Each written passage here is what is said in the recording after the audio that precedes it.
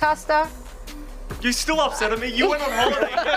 You're still upset at me? It's been 6 months, Zoe. I'm holding grudges really, really well. But I still love you guys. Mitch, Custer, I mean, Atlanta Reign, they're the obvious favorite. And what is the takeaway for the Toronto Defiant after watching the match yesterday? Can they copy some homework of the Outlaws? Yeah, a couple of things. I think, first of all, Atlanta looked really fallible in the rush comp. A lot of concerning signs. Obviously, that's probably where Houston are going to be able to derive some advantages. But we don't treat the Outlaws like the rush team either. So on Control, where they got to play those comps, I mean, especially that last round, that was absolutely brutal, right? Atlanta really struggled again in the Ramatra mirror. And I think that's what you're looking at if you're the Toronto Defiant. You're like, they have good rush players. They can play that style successfully. It's definitely not their bread and butter either, but Atlanta Reign, that's really the only weakness, because if you're the Toronto Defiant, you're like, oh, okay, Atlanta Reign's about to take the heat onto us, playing the dive setup. How do we find our own advantages? I actually don't know exactly what the map pool is here, but it could go in Toronto Defiant's favor. Something we noticed as well, Lip and Donghak a little out of sync yesterday. Dorado was like a good example of this, where like the Sombra timing with the dive wasn't quite there. There's one point where Lip has EMP, right? Yeah. And they're on the attack, and you know, Donghak turns up as if there was supposed to be a dive. Lip does an EMP.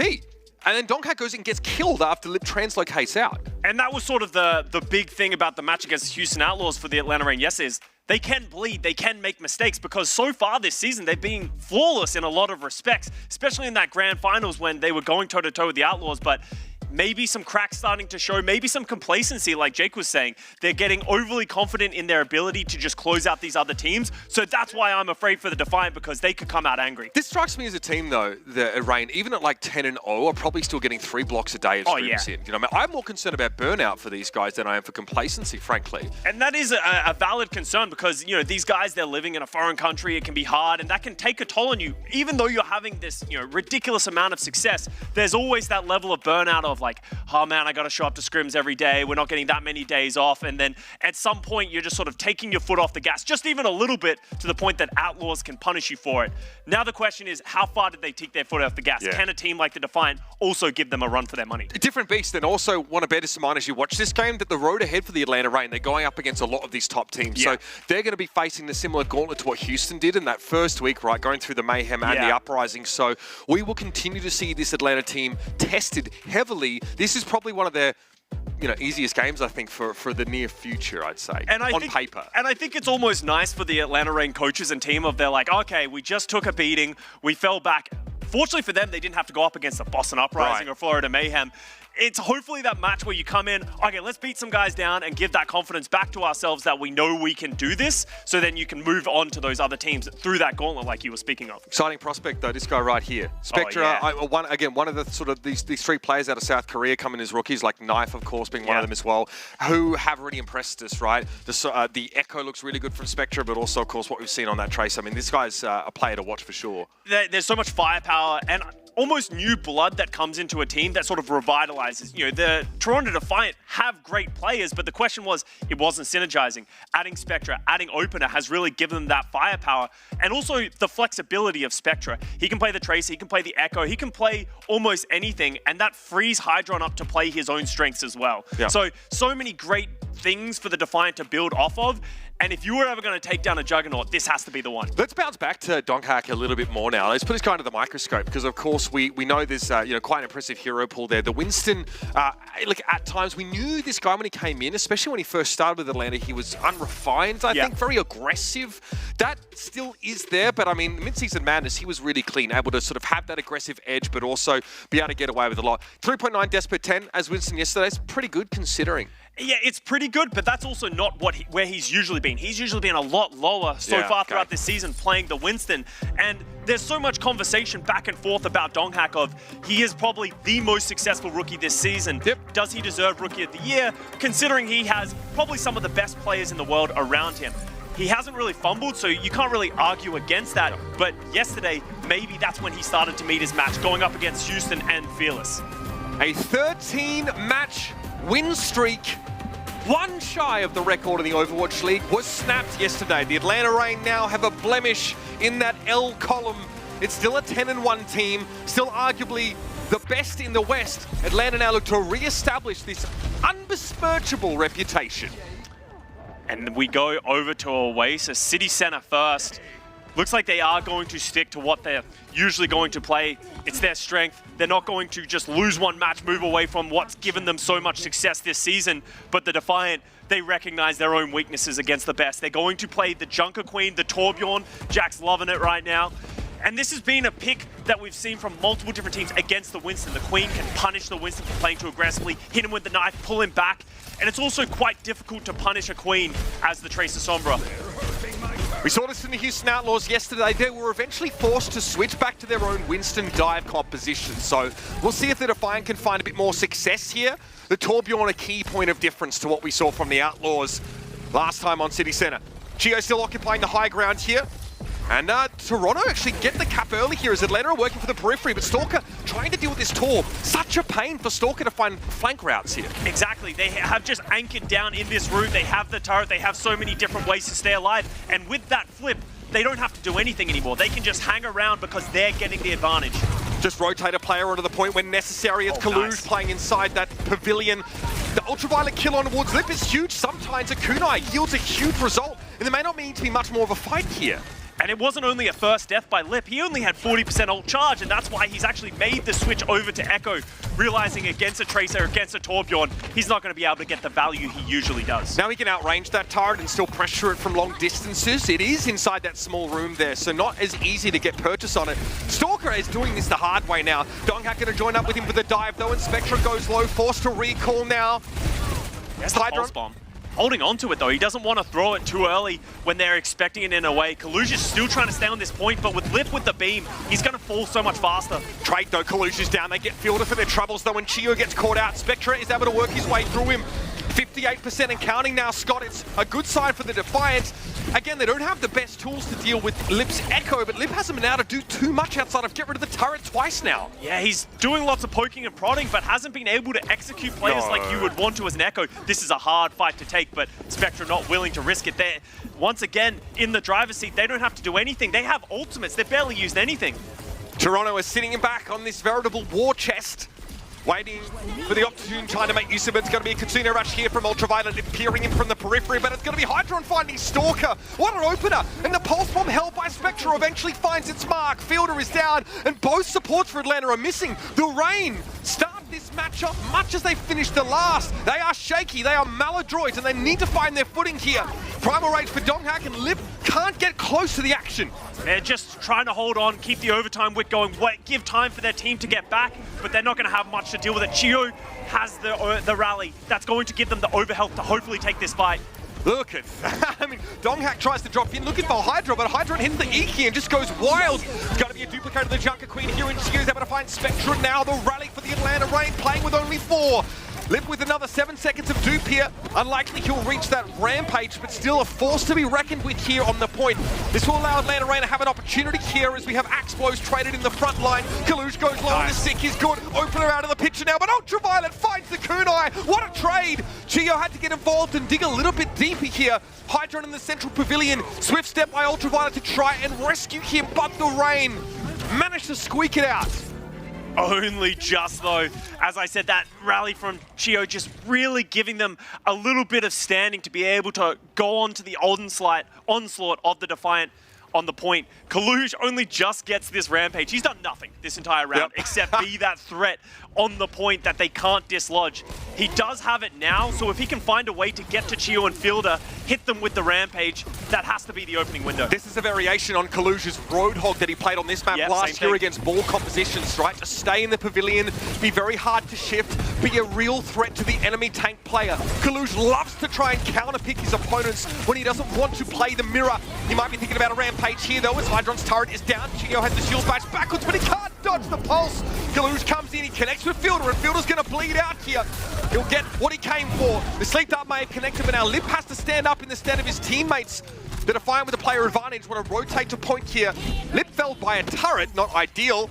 Here we have overtime. It's going to be the same thing as last time. Arena just going to be juggling onto the point, wait for their backline to stay alive. Can Stalker hold on to his life? Same with Donghak. Donghak almost gets chopped there. Doesn't want to get too close to Kaluge. A respectful distance now as he heads to the high ground. Hydron's lost his turret once more here. A lot of pressure occurring in the backline care of Stalker and co. A pulse bomb for Kaluge. Yes! Just the doctor order for Stalker. Gets rid of the enemy main tank, and Lip sticky bombs fired there. Mark, nicely done. Another Taunt turret removed here, and Spectra trying to do something about Lip, but it's not to be, and Atlanta able to flip it back again. Rain are just a nuisance that will not go away. The Defiant, they seem to always get control, but as soon as fights break down, that's where the Rain want to be. Lip, Stalker, Donghack just all over the place, and Defiant not able to hold on. Hydron moving away from the Torbjorn over to the Sombra, realizing he just can't do anything in those types of fights. Kaluj also over to the Winston. Yeah, the Lip's a problem, I think. They really want to try and put some pressure back towards that Echo. Lip sticky bombs, no good there. Hoping to maybe get Kaluj lower to get a focusing beam kill. Dupe up here, focusing beam coming in. Winston bubble in the way, but they're able to find Ultraviolet. Atlanta fully commit onto the one player, and now Donghack actually gets to do something. He can play completely differently now in a Winston matchup. Yeah, this is where he really finds his element. Defiant, they need to reset. They cannot get staggered. 88% coming up. Rain have so many ultimates. They're going to have 5 in this fight, Mitch. The Defiant may have let this one slip away. This is their last chance to try and close this round out. Atlanta have been roused, shaken from their slumber, and they're ready to party. Stalker a little bit low here. Sound barrier had to come from opener, but look at Chio. He's holding onto the rally. Donghack gets the Primal Rage just in time, and he's looking to pressure the Lucio down. Perhaps Ultraviolet's an option. Swift Step should be available, or not! Not enough. Ultraviolet turned into paste on the walls there, and now opener will be the object of scrutiny. Lip's able to find a sticky bomb connection on a collusion, and it looks like the Defiant let this one slip away. Oh, they had control of it. They were so far ahead, but the Rain. Honestly, the presence of mind to keep their ultimates close to their chest, it felt like Defiant every time that they needed to close it out, Rain had an answer, and that's what they do better than anyone else. Rain just understand when to utilize the ultimates, when they need to go aggressively, when they need to play defensively. They had 2 overtime moments where they had to touch the point, just stay alive, only to barely hold on. But that's, as much as Defiant lose that, gives you confidence. We can be a match for this Rain team. We can go head to head. Kalush is hard to kill in those situations, especially like 3v3s, but also hard for him to find kills, to sort of snowball advantages when he can't really reach Donghack, or Stalker was staying out of his range with those frequent blinks. We're going to see the Echo mirror here. Stalker versus Spectra. And outside of that, mirror comps. Rain have this great freedom that Lip can play Sombra and Tracer, and Lip's an exceptional Tracer as well, so this should be another comfort composition here for the Rain. Toronto, they're going to lose the position off the bat, but Kalush is trying to take it back. Sticky Bombs get stymied by the bubble there. Stalker going to have to spend some time outside of the fight here as he tries to work his way through that one, and in the meantime, Spectra seizes the opportunity to get rid of Donghack.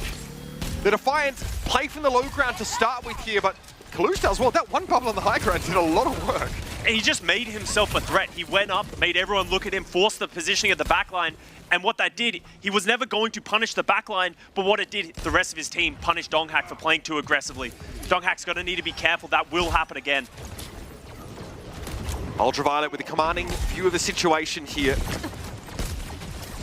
Sees Hydron come a little bit low, can't do much to help him right now. Not with Donghack knocking at the door. Sticky Bombs and Bionade force him down, and Lip looks to try and follow up. It's going to be hop, skip, and jump over the Pulse Bomb. Can't quite finish the job on the Ana, so Lip needs to now set his sights elsewhere. This is going to allow the Defiant to get further ahead, but another nasty Bionade coming in from Fielder from the low ground, no less. This time it's more than the Defiant can handle. Yeah, and with the nano boost coming in from Donghack to follow through, there's nothing the Defiant can really stand up to. Fielder's nades, was that 2 or 3 biotic grenades that hit the backline? Even though for the first 2 it didn't result in anything, there's a lot of macro things that happen over the map when something like that happens. Everyone has to play more defensively because the backline can't peek. So it had this cascading effect that led to Rain winning for only just a nano boost, as they're now the ones in control, 20% and counting. And hitting those impactful Bionades from the low ground, it's a very difficult angle to get value out of that. You have to basically have to throw it into the doorway from the low ground and hope it splashes on people. And so it did. Spectra's going to get the nano boost here, and he wants to maybe peel Donghack off his backline. Should be happy enough at least with forcing the Primal Rage now. But the Defiant haven't made any real progress towards capturing the point here. Sticky Bombs on Donghack, he's able to get away with plenty of health now, back to the high ground and somewhat of a reset here. Trade ult for ult. I think you take that if you're both of these teams. Huge stick onto opener. He stays alive with the rally. Hanging in there. Donghack trying to pursue the brick but can't finish the job either. It's going to be Stalker with a duped Ana straight to the point, but he took a face full of damage from Spectra to knock him out of that form. Opener's able to deal with Donghack once more, and so the Toronto Defiant can get back into control here. Now this is quite the back and forth affair with mirrored comps. And you can see Defiant, oh wow, that's a great sticky bombs onto Chio. But the way Defiant want to play this is force away the backline, recognizing Chio Fielder, we're not going to be able to dislodge these guys. What they're going to do, push them away, punish Donghack. That's the second time they've done that in just this round. And Defiant now the ones who are able to close this fight without using many ultimates at all. The big advantage that the Reign do have, Chio's still holding on to this rally. Opener had to use his to survive the pulse bomb previously. Nano boost here, this is for Stalker. Yes, he's able to use that to play a bit more aggressive, secure the kill indeed. Finds a second as well. As Hydron here is just trying to even the odds somewhat. The Toronto Defiant haven't given up the point yet, and Hydron returns to see Lip attempting to force Kaluge away. He's very low though, healing is a big problem right now for the Defiant. Stalker, well, he maliciously abuses that fact. Stalker just went absolutely crazy with that nano boost. Gets both of the backliners, lives to tell the tale, and is able to punish the rest of the Defiant, and that was an expensive fight as well. Defiant really only having the nano boost here for this final fight, but fortunately for them, Reign have absolutely none. Nano maybe for Spectre again, to guarantee an instant kill, maybe on Fielder or someone similar. Ultraviolet trying to maintain some form of line of sight to him. Here we go. In goes Spectre. Let's see what he can get done. Force back, maybe a whip shot there to send him towards his team. It could be Donghack the target. He gets him just with the edge of the focusing beam. That is a brilliant pick. Now you need to convert. It's an 8-point difference in just a moment here as the Toronto Defiant moves straight to the point. Stalker going to be duplicating a trace now, arguably just for survivability. If anything else, he'll be knocked out of that. Though as Hydron comes knocking sticky bombs to force Kaluge away. Flip comes through, ultimates coming up for the Defiant, open at 90% and counting. Reina have their back against the wall once again. Here it is, we're going to be in 99 territory here. Oh, nice. Hydron! Can't ask for much more than that, can you? Beautiful pulse connection on Fielder, but Lip is able to reciprocate. Both Arnas receive special deliveries, and Hydron can't stick to Donghack the way it would have liked to. Finds Chio though, gets past the shield and knocks him right on out, and Donghack is trying to occupy the space with a Mega Wood spawn, but he's scant seconds too late. He will fall, and now it's just going to be Lip and Stalker trying to keep this alive. Giver could have gathered themselves to be sure, but Lip is too low to contest properly now. Bionade was good, but the Defiant stay alive in his first map. Blood's in the water for the Defiant. You can see them, they're feeling it. Even looking at the cams in the bottom right, they're ready for this match. They're ready to go. In that Echo matchup, even though Stalker went crazy, Spectre was doing the exact same thing on the other hand. Hydron hitting some big pulse bombs. They've come to play. Stalker, 10-4 right now for the Atlanta Reign. A huge round for him on the Echo. Frequently the beneficiary of the nano boost to try and charge on in and find a kill. The kill distribution much more even over the Defiant side of things though, and hey, it might be time for that rush comp. Yeah, and you said Defiant could find an edge in the rush composition because that's where the Atlanta Reign faltered against the Houston Outlaws. And for that reason, the Reign don't even seem to want to take that duel. Even though Ramatra is usually favored, they'd rather play something they're comfortable with and take down the Defiant that way. It's going to be tough to get through both the Ramatra and the Immortality field, the Ice Wall, the Ice Block, you name it. There are a lot of survivability methods on the side of the Defiant here. Both just posturing for position. The Defiant wanted the high ground, Reign take it away. Toronto, what they're going to try and do is get the capture, but Atlanta's going. Yeah, good hack there, but Lip's attention gets diverted away from Hydron there. Maybe he expects that Stalker's going to be enough to finish the job, but Lip unable to make use of the damage boost from the hack there, and Hydron just clears Donghack.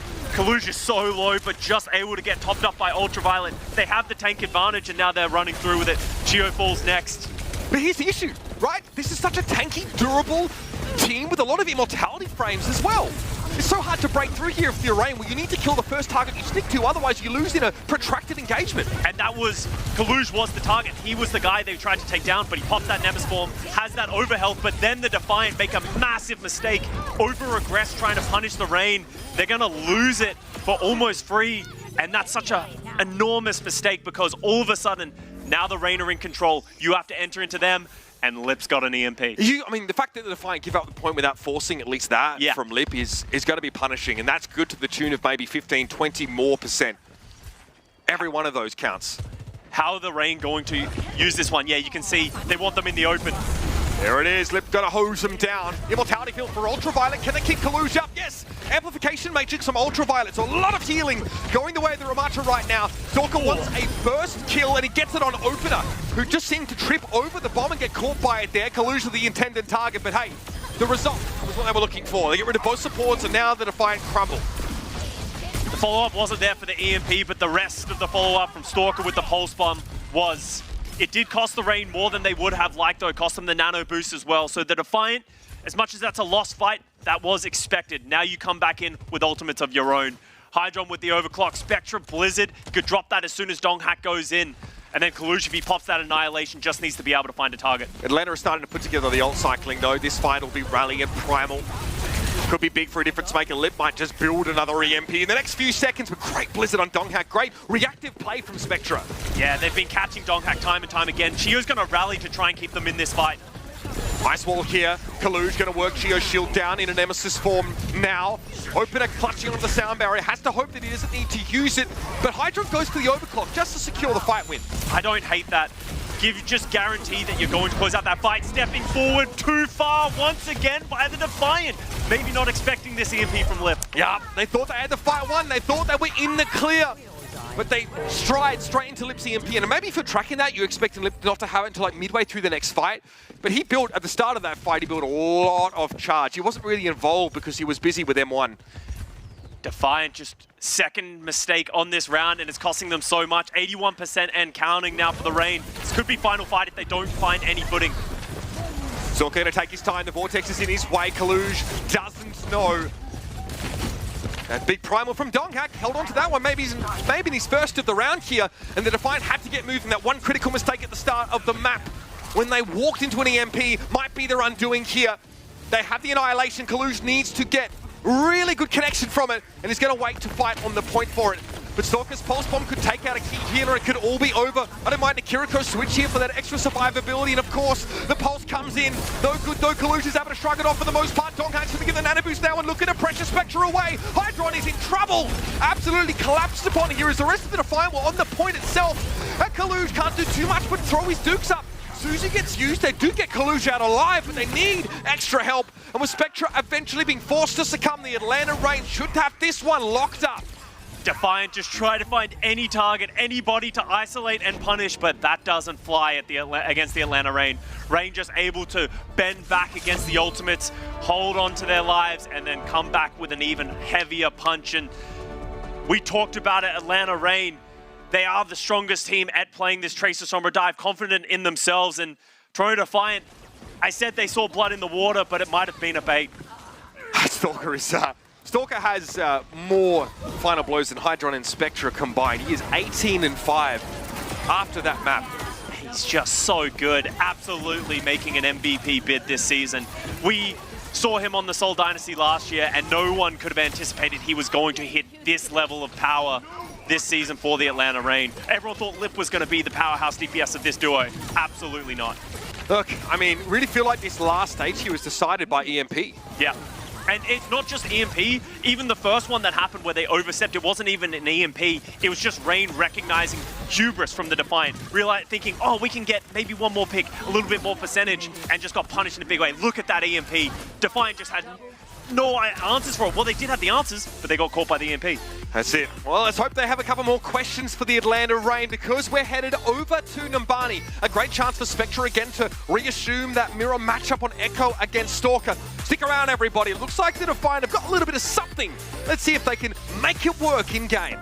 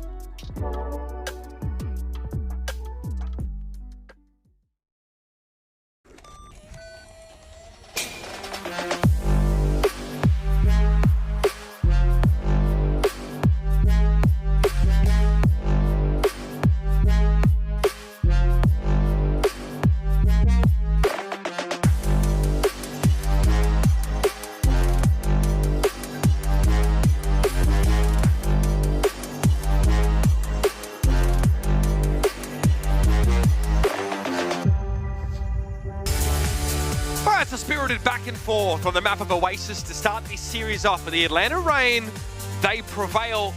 Stalker leading the way. Pretty disgusting. Whether the Echo or the Tracer, the guy has 18 final blows for that map. It's yeah, pretty insane stuff. This is just his Tracer play. That wasn't even when he took over on Echo on the Gardens map as well.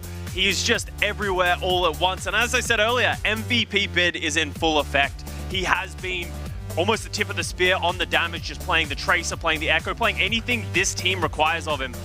And man, just the numbers speak for themselves. He has such low deaths. It's very proper-esque of, he's not that guy who's just full committing 100% of the time. Unless he has Nano. Yeah, unless he has Nano.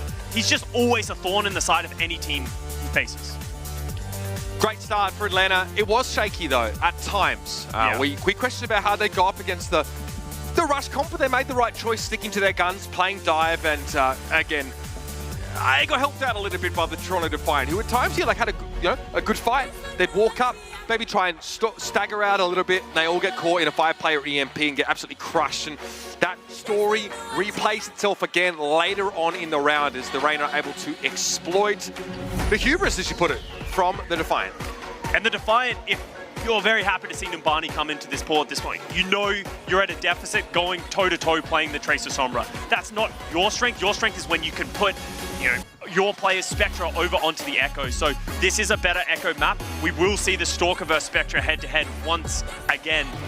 So Defiant potentially having an opportunity, because you just said it yourself, Mitch. The Reign, they got the win, but it's not as clean as we've seen it from them in the past. Yeah. Might be everyone catching up as well, because even in the dive mirror, Toronto looked pretty good on Gardens. So, they've got a reason to feel relatively confident about playing this back. And I think a lot of the detractors definitely pointed fingers at Kaluge on Winston and said, we don't think that this is really going to work for our team. Obviously, Defiant fans may be a little bit pessimistic, given, well, but still, we've seen him really stand up in a big way and able to combine, of course, with, Open now on this squad, Spectra coming in, another team that gets a facelift after mid-season, showing us what they're capable of now. Power of friendship, not necessarily. You're going up against an opponent with strong business relationships there in the back line, so you'd best look to emulate that if you want success. Friendship is overrated. London Spitfire in shambles, but the Reign showing business is the way to go. And business is good. Business is good. Business is popping and booming. The economy's looking strong as Defiant come out here on attack first. Exactly what we expected. Both teams playing the Echo. Spectra's avoiding Lip right now. Yeah. You notice he's like poking main, throwing some sticky bombs out. Oh dear. That is an interesting look though as well, because Lip is on the Echo, not Stalker. Makes sense because this gives Lip the freedom to move over to the Sombra if he is required, maybe on second and third point. And that's just a testament to how stacked and deep this roster is. These quick snaps from Fielder. Yeah. Every time Spectra, comes around that corner, instantly quick scopes, gets that free 70 damage. Best Anna in the world, not even a hot take. Okay, Sleep bubble goes here. wide, never mind. What does Kaluge do with this space? Not a lot. Just bubbles the supports, hoping that cutting off the healing might make a difference here. He just needs to be careful. If he gets a little bit low, Lip can come through and execute him, especially if he uses his bubble as early as he does. Just a lot of posturing, waiting to get ultimates up. Both Echoes having coffee soon, and Lip's going very, very early. What an interesting choice. The Winston dupe here. Almost unnecessary. Yeah, maybe it looks much better if he's able to, derive a big advantage for his team out of this, but maybe we're not... Oh, okay. Okay, he's going to lose that in just a sec, yeah. Maybe we're not looking at the primary Echo player for this team, so fair enough. Look, Lip, he waylays the Defiant pretty well. Okay, 2 nanoed Echoes right now. This is about to get extremely volatile. Great bubble. Kaluge intervenes in that Echo 1v1 with a bubble to completely shut down the beam and still can't save Spectra after the fact. Yeah, unfortunately, Hydron does go down before that fight really starts to, pop off. So even though the nano boost goes on Spectra, they don't want to commit any more ultimates. Just cut your losses at that point. And now Lip is charging an incredibly quick duplicate once again. Maybe just throwing them away because he knows how quickly he can charge it. Yeah. Maybe hard to like line up an Ana to duplicate from this position. Might force you to overextend and then be on a very immobile hero.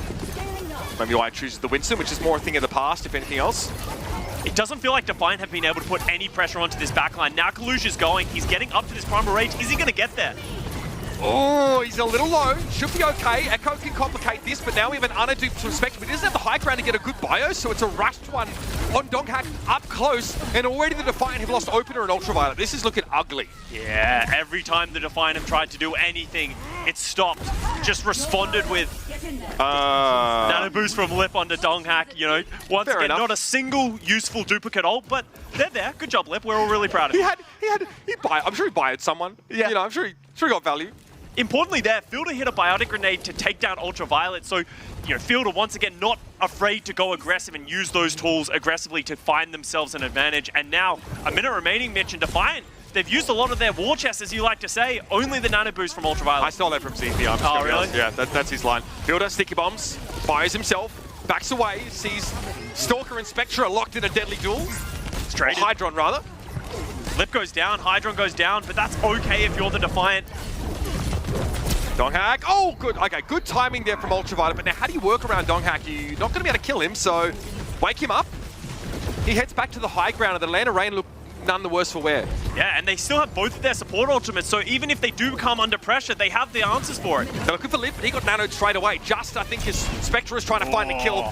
Beautiful pulse. There's just not much more to say about this. Now, with 12 seconds left, it's not with a roar that the Defiant are going to go out on this attack. It's with an utter whimper.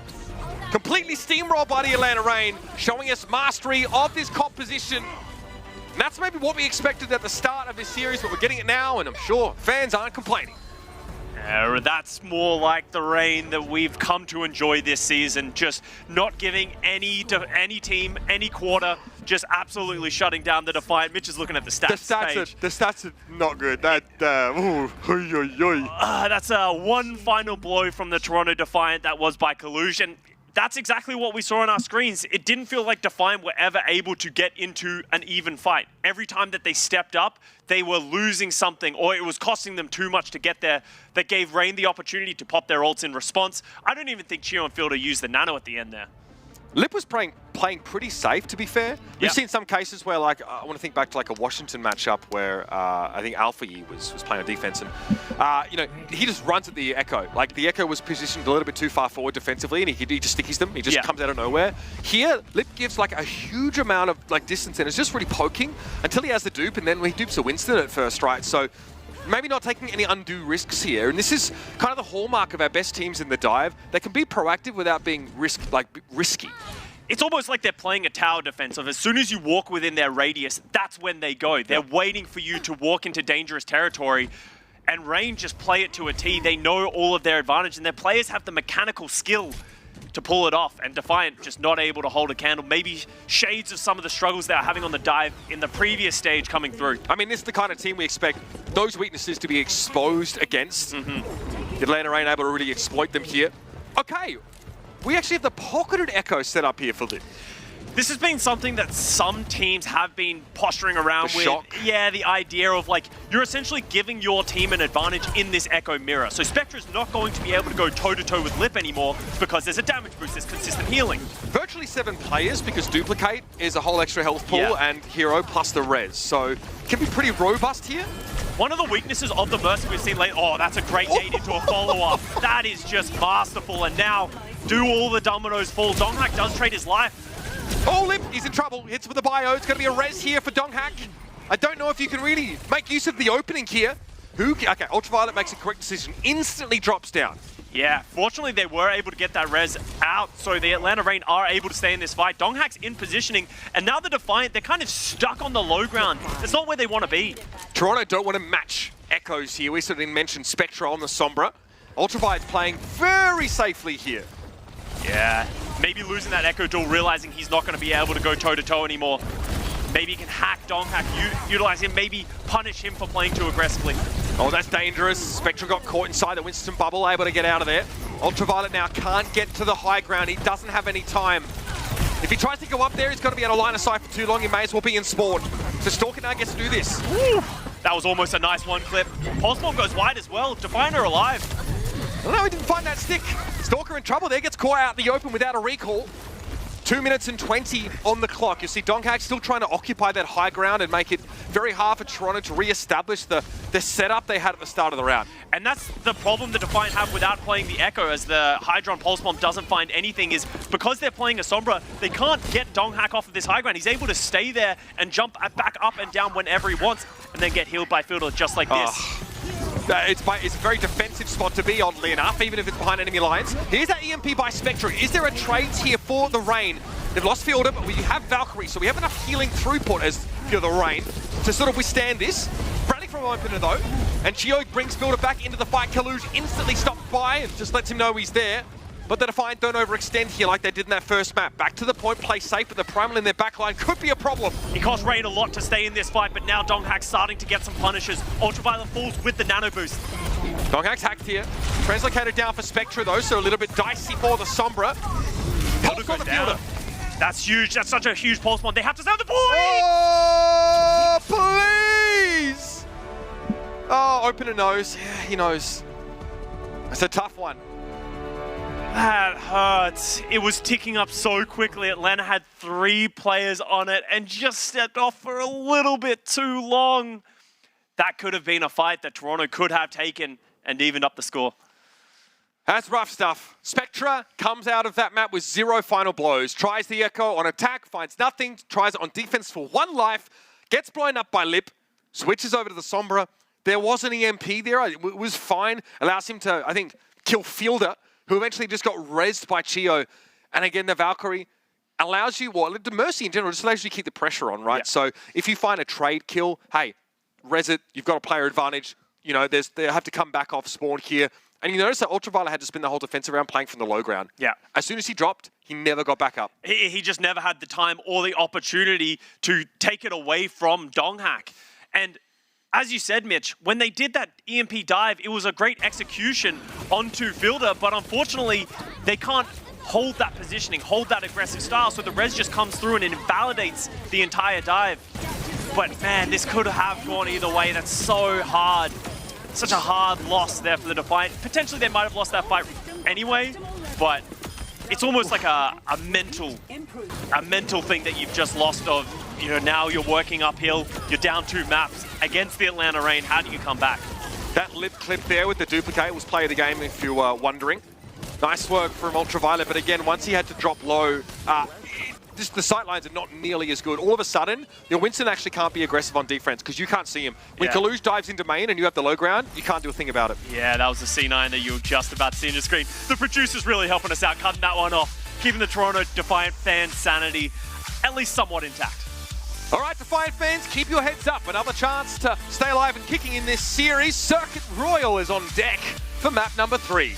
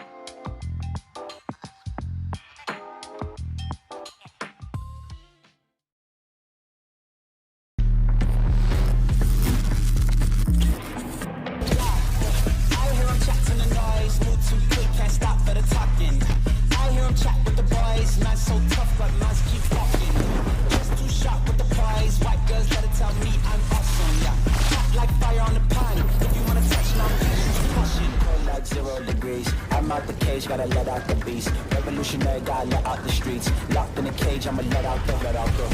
Wake up, get out the sheets. We came for one man, forget my peace. We take the west side, take on the east. I'ma put him in the cage, never let out the.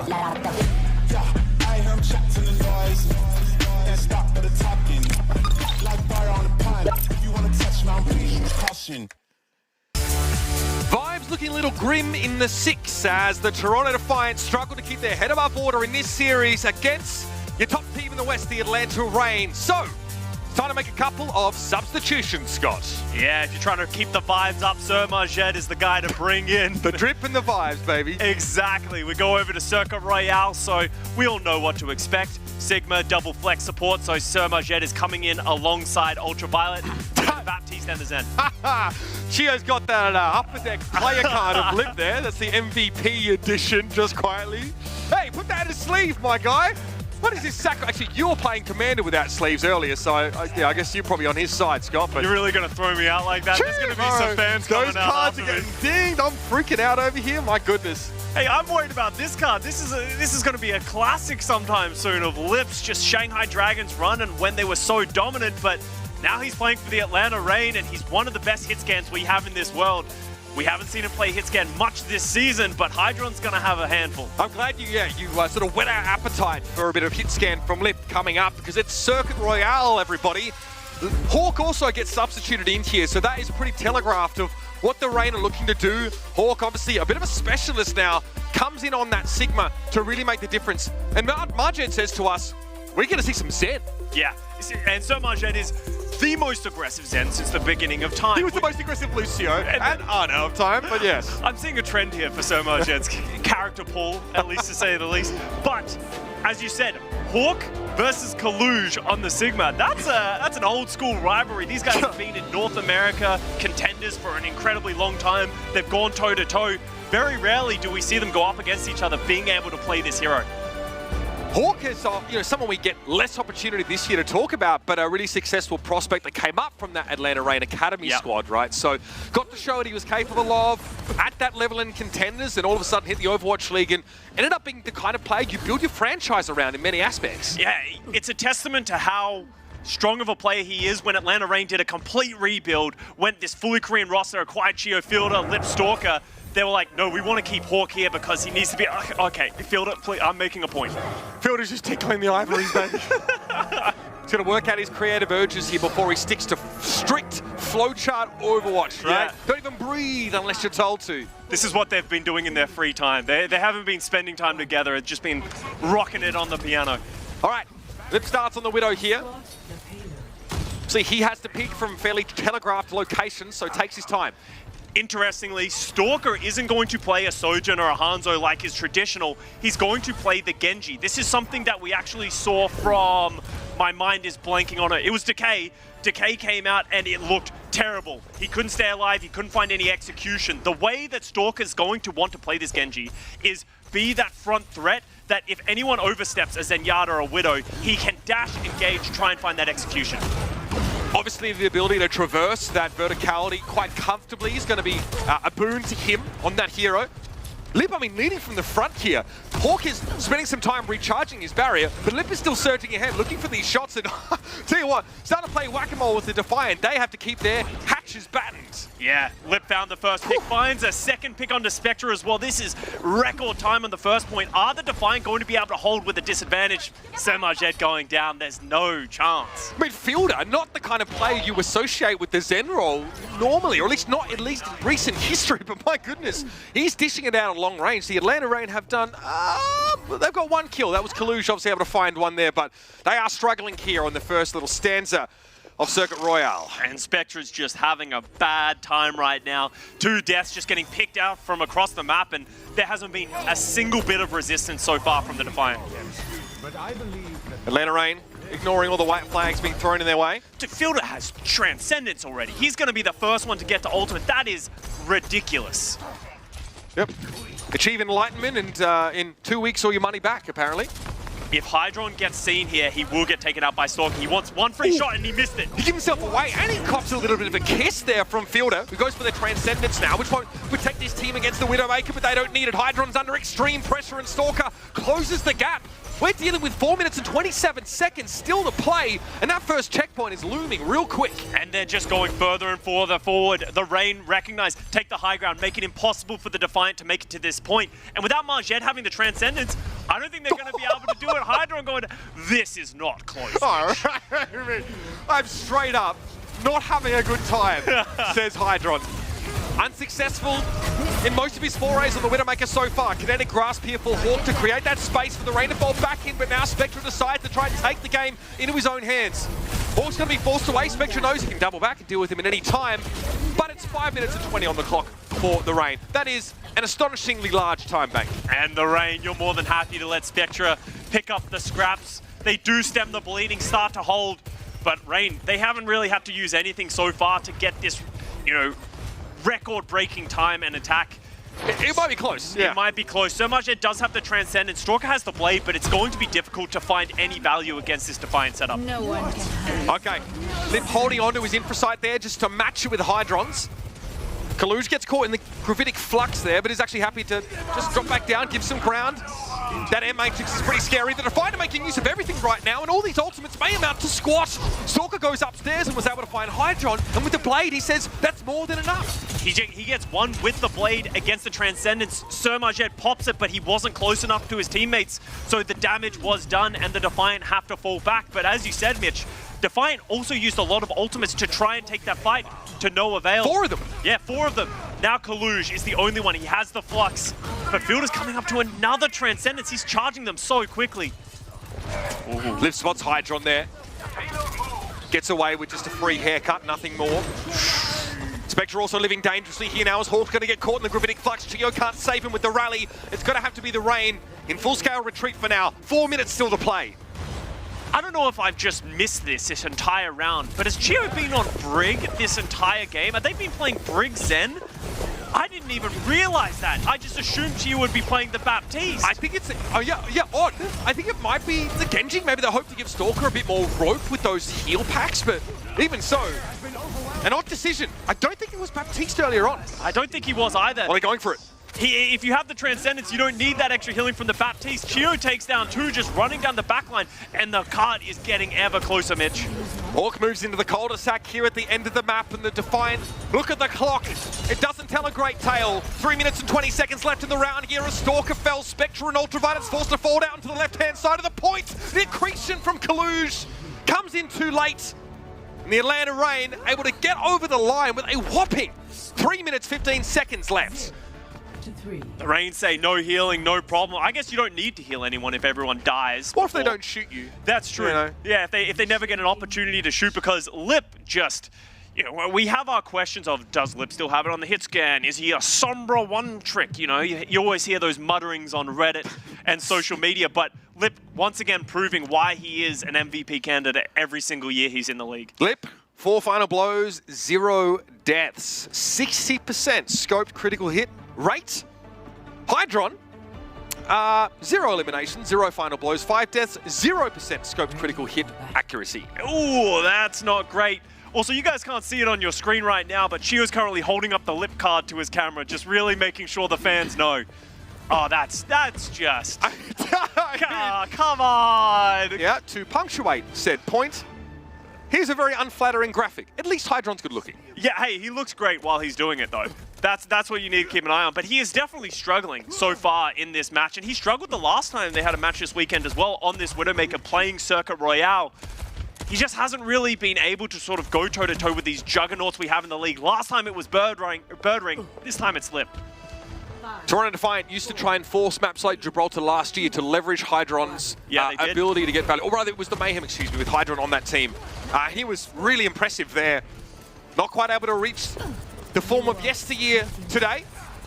He's going to have a go again. Now it makes more sense. Chio over to the Zenyatta, Fielder on the Baptiste, Stalker on the Sojourn. This is a lot more traditional of what you would expect from a team playing this composition. Maybe that was just sort of like a pocket pick, I honestly think strategy that just kept going. Give Stalker more rope. Like, just give heal packs only to the Genji. Yeah. And then I guess hope the Zen heals you up enough. The Brig on Circuit doesn't make a lot of sense, though. There's just not a lot of close quarters sort of throwdown. But when you pair it with a Zenyatta as well, maybe Brig Baptiste I could get behind, but I don't know. Hey, I'm not going to argue with you guys. You guys are the best in the league. I can't, and you can't argue with the results. Stalker's trying to hold down this statue. He wants to hold this fight. Sojourn versus Sojourn battle. Stalker's getting so low and does get taken out by Majed. Yeah. Out in the open there, if you have to leave one of those cubby holes, you do expose yourself to poke damage from your opponent. So the Defiant able to lean in the Stalker. I think Stalker goes to blow up the poison mine and actually gets hit by it. Yeah. So revealed and has that tick damage, which really disadvantages him in that protracted duel. And Reina now just sort of bending back just a little bit. Hawk is going to be able to stay alive and just contest this point, waiting for Stalker to get back. Hydro finding a big pick on Fielder. He needed to come alive, and now he is. Yeah, more of this from the attackers. Good signs from the Toronto Defiant. Expeditiously make their way over to this first checkpoint with 5 minutes to play, and they are straight up the hill, no questions asked. So the question now is, can Defiant do what the Atlanta Reign did to them? And that's what they're trying to do. They take out Stalker. All of a sudden, Chio's on an island alone in this old spawn. Good luck, buddy. Tries to give him a cheeky Cossack kick in the bread basket to move him out the way, but Kalush had that kinetic grasp up and was unperturbed by the rest of Atlanta trying to save Chio there. So exploiting the lack of mobility from Zenyatta, at least in that window. Yeah. So now they're Reign. They're trying to step up. They want to find ways to get out of this choke point. Fielder is coming up to the amplification matrix. Hawk is going to have the gravitic flux as well. Kart's getting ever so closer as well, Mitch. Yeah, pretty wide angle from Lip, but it's relatively telegraphed. Ooh. Headshot on Kalush, but it's just going to be incidental damage for the time being. Okay, Air Matrix here. Yeah, Kalush has to get out of the line of sight, but still Hydra's able to find Chio. So another huge support pickoff for the Toronto Defiant. Finally, that investment's starting to pay off. Spectra knocking heads together here with this overclock. And he also won the 1v1 versus Stalker, and we talked about the record pace of the Atlanta Reign. What about this record pace from the Defiant? Kalush pushing where it hurts, and that's going to be a second point push there for the Defiant now, and they're the ones with 5.5 time bank. And look, just 2 kills from Hydron so far in this attacking round, but they've been the important ones. First Baptiste, then Zen. So take an integral part of the enemy backline out of the picture, whilst Kalush is taking a lot of space for Spectra to work with. Yeah. And you can just see the Defiant feeling a lot more comfortable on this offense. Hydron understanding the angles that little bit better. Now the Reign, they're actually going to give up the first half of this point. A lot of teams do. Just opt to keep your backline on this high ground, make it impossible for the Defiant to assail into you without taking this outside route against you. Lip's been silenced here over the last couple of minutes. Hasn't been able to find any angles. Look at him here, look how far back Lip is currently playing. He's not trying to wrap around here. He's not trying to use this window in front of Kalush. Infra sights pop by both sides now, so the game changes. Full information for both squads. Both teams just poking and prodding, but I don't think any supports are going to poke their head out. Spectra might. Oh, absolutely no. Straight through the barrier, the railgun pierces Lip, and now the gravitic flux comes down. It had to be the immortality field deployed by Fielder hastily, but the transcendence now from both sides. Fielder's lost that immo. Hawk under pressure, but both teams with full healing for the time being. Ultraviolet has an air matrix from the backline, but Lip is able to fell him, and that's a huge opening for Atlanta. A pressure release valve for the defenders. Without Ultraviolet, they don't have the healing to sustain through this fight. It's just such a good pick there from Lip. And one of the hard things about third point Circle Royale is you can't really lose any members at any moment, because you're either going to lose the front line, your damage, or your healing. And if you lose any of those, with how close the spawns are, you're just never going to win a long drawn-out fight. Still a lot of time here for the attackers. 3 minutes and 40. It's questionable whether they'll be able to equal Atlanta Reign's time, but it's still a pretty healthy bank, to say the least. Lip, little shakier this time around, under a lot of pressure from Hydron, has to reposition to the right, and Hydron looks to mirror him. Hydron is not afraid of Lip, and he shouldn't be. Takes down Lip, another window, another entrance here for the Defiant. Fielder can't heal Lip from where Fielder's playing, by the way, so Lip just gets body shot there, and that's it. Spectra's pushed very deep, and Chio's under a lot of pressure, but Chio can heal without having to look at his intended target, so Spectra looks to maybe try and push forward even more aggressively here. There's a scary prospect up close, though. Yeah, he's trying to be careful of Lip coming back from the spawn. That's why he keeps looking to that spawn door. Doesn't matter. 1 for 1. Stalker's able to trade that one back there, and Hawks found Kalush in the front line. Now, the Toronto Defiant starting to get ground to a halt. They've got to invest a little bit more heavily. You can't protect yourself from that with Transcendence. Lip and Stalker both find headshots. All the healing in the world won't save you from that level of burst damage. And now a wheel's starting to come off the cart for the Defiant. We talked about Majed being a bit of a firecracker, and that Transcendence was one of them. Really believing in himself and his teammates to stay alive. But Loses 2 teammates in the middle of it. Instantly. That's the problem with the Transcendent Sustain ultimate against a Sojourn and a Widowmaker. They don't care if they have infinite healing. They only need to do 200 damage. Yeah, like Zen is good in a poke comp offensively, but his ultimate actually doesn't combine with dealing with poke very well. If there's any burst damage, Pulse Bomb obviously has the same effect, then the ultimate's essentially useless. Okay. Spectra switches over to the Genji here, realizing that, hey, we're not going to win the sniper duel. We need to find a way to execute more targets. Hawk is creating a lot of space. I mean, the map also makes it hard for the Defiant to close here. But hey, Hydra's able to find Stalker. So that's a key pick. That's a huge pick. Stalker keeps getting caught first. He does have the overclock, but they just can't get through this archway, Mitch. Gravitic Flux here, Ultraviolet. Keeping himself out of the fight for the time being, and out comes the Amp Matrix. Might look to turn this one aggressively, but he's caught in the flux. He does get the Immortality field down just in time, but it gets destroyed before he touches the ground. Now it's Stalker with the overclock. He's got a safe alcove to work from here, and Hawk is protecting him with that barrier. 90-second warning for Toronto. And this is the problem that they're having. They can find the opening pick, but they can't capitalize on it. As soon as they find one, every time they step up, we saw them use the Gravitic Flux against Hawk, but there's no punishing. How are you converting on these picks, though? Like, there's so much space. Hawk's just standing in front of you with a shield. Exactly, and his healers are standing right there. Chio has the Transcendence, and this time, the punishment, Termargen didn't have that Transcendence by using it greedily last time, wasn't able to save Ultraviolet. In for sight here for Hydron, and there's an opening. Lip does not have that ultimate up. If he found that pick, that would have been huge as well. He wants to use it as late as possible, give that advantage as late as possible. He does decide to opt into it. Should help them close this distance. And this makes the Reign maybe respect them more, makes them more reluctant to peek these wide angles. Early Immortality field usage, but I guess against the Amp Matrix, and Spectra went in. He tried to take the backline down, but the Immortality from Fielder helps him stave off that assailant. Somehow, Margit gets caught in that ability from Stalker, and this is getting dangerous now for Toronto. They've got one more chance at this, Scott. Silver lining, the Reign are out of ultimate, so Defiant do have a window to get in, but only 20 seconds. And the Reign are going to go aggressive, try and punish the Defiant for potentially stepping up a little bit too close. Spectra's so low. Hawk, yeah, I know that expletive that came out of his mouth there. So close to finding a kill. But he backs up. The Atlanta Reign look pretty jovial now, though. It's a huge lead, and the pressure is on Toronto. The onus is on them. They need to find an opening and exploit it quickly. It might be the Dragon Blade. It has to be Spectra's Dragon Blade. It's taken him so long to get this one up. Chio doesn't have a Transcendence. He's so low, he needs help. Spectra gets away. 36 HP now. The Amp Matrix in the backline allows Hydron to find Lift. 5 versus 4 here as Spectra encroaches, thinking about the blade. His fingers itching, but his teammates are finding the picks for him. Hawk inside the Gravitic Flux now. He gets taken down to the Transcendence out from Sir Margit. That is going to be it. The Defiant get the map done. Just. And they get that 1 minute extension, but the Atlanta Reign going into overtime with 4 minutes plus. That is a scary prospect. That kind of sucks there if you're the Toronto Defiant, especially when you succinctly put. Yeah. Especially when they had 5.5 minutes to push through that third point, and it all came together in just such a random manner at the very end. They found one pick, and this time they were able to close out. They didn't even need the Spectra Dragon Blade. They were using celebratory ults at the very end, but that's the nature of Circuit Royale, and now I will give some hope. Overtime pushes are actually quite nice when you're on the offense, because when you're in overtime, spawns get increased in duration. So, as much as Atlanta Reign has more time to work with, when they do win fights, Toronto Defiant will respawn faster rather than if they're in overtime. We've seen the spawn advantage exacerbated, essentially. Exactly. Yeah. So, Toronto Defiant, as much as they only have a minute, that's not always a massive hindrance.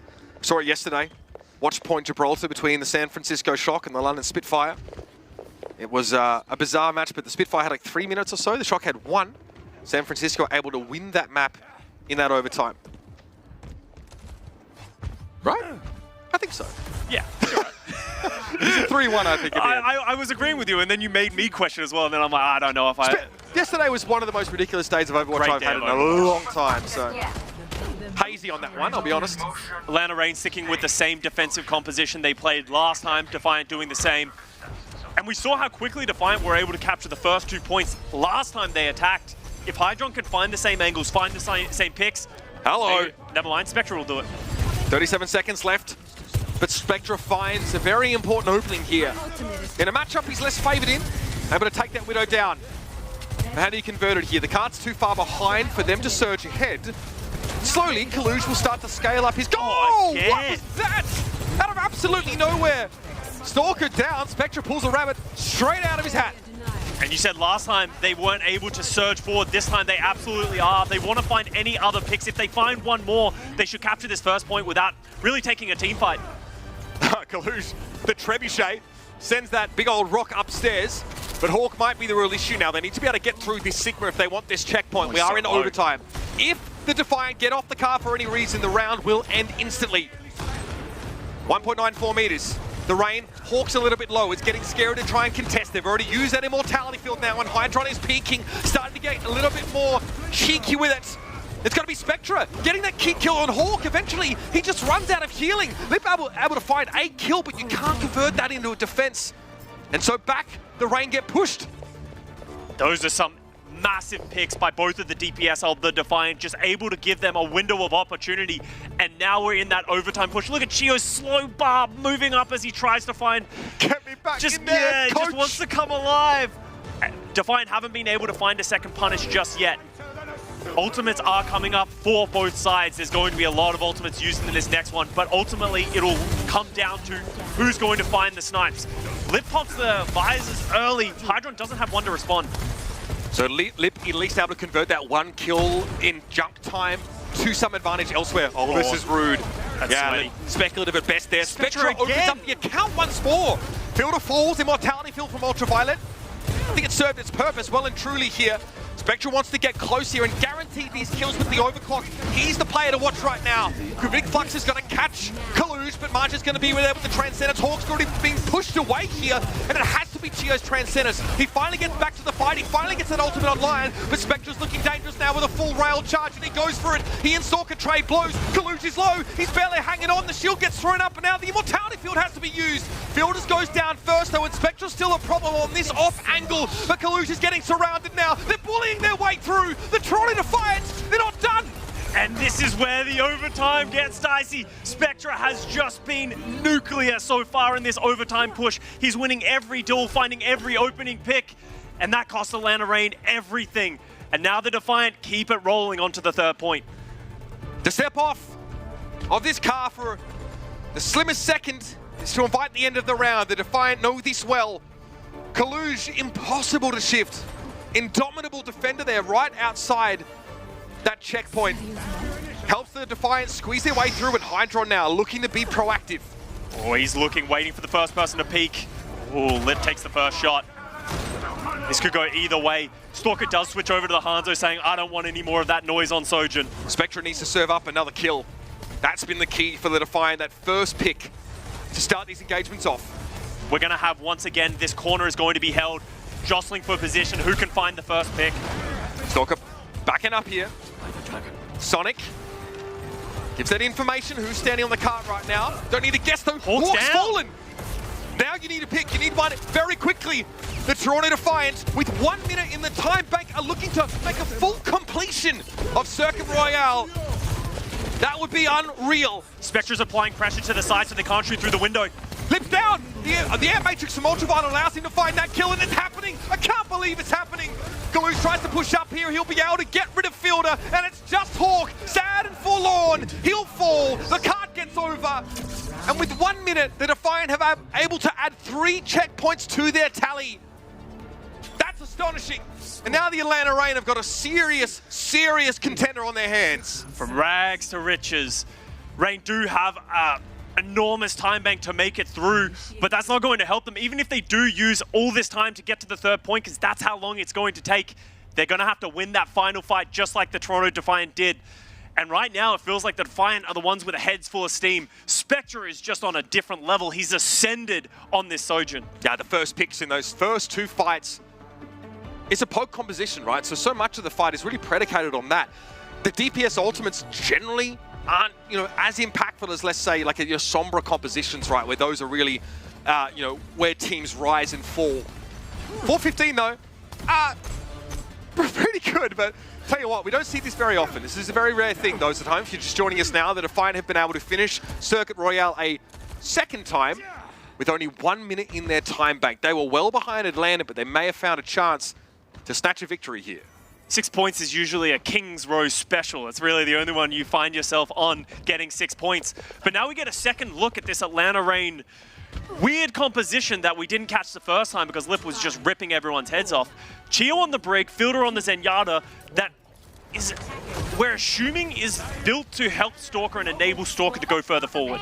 Limited healing throughput, which again, against like a poke comp where your teammates tend to die without a chance to heal them anyway, I can sort of see the logic behind that.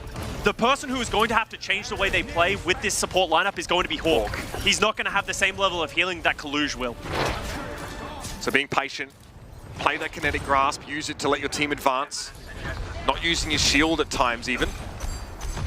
And he's doing okay with just the Harmony Orb right now. Yeah, and this is the Defiant willing to concede the first half. They want to play this first corner and the second corner. Once again, Spectra's going to hold this close statue. Kaluj gets rocked in the opposite direction. It gets punished instantly. And now Stalker starts to scale up the map control for the Atlanta Reign. All of Toronto quickly having to fold away from this. Still, I mean, Stalker has such a wide expanse to cross here. I just can't feel like he's just favored in any of these matchups. Yeah, you can see he's like hanging out on the right, but he's playing against snipers, throwing shurikens. Is Kaluj going to be able to get back to the point so they can have an even fight? They might give it up, just recognizing that they have a long way to go regardless. Kaluj drops, but look at that. Spectra gets caught by an accretion. Hawk takes into geology class, and the Atlanta Reign get that first checkpoint here. Stalker with the deflex. Oh, he's nasty with it. And that's a huge mistake from the Defiant. Instead of just being like, okay, guys, we're not going to make it. Let's just set up on the second point. Spectra touches really late, and then Kaluj drops to help. Spectra falls. Kaluj then followed up, and now they've lost the entire positioning for the second point. So what happens if the Atlanta Reign finish the map? Does Defiant get another minute? 9-6 is on the cards again, Mitch. Oh my goodness. What a throwback. All right.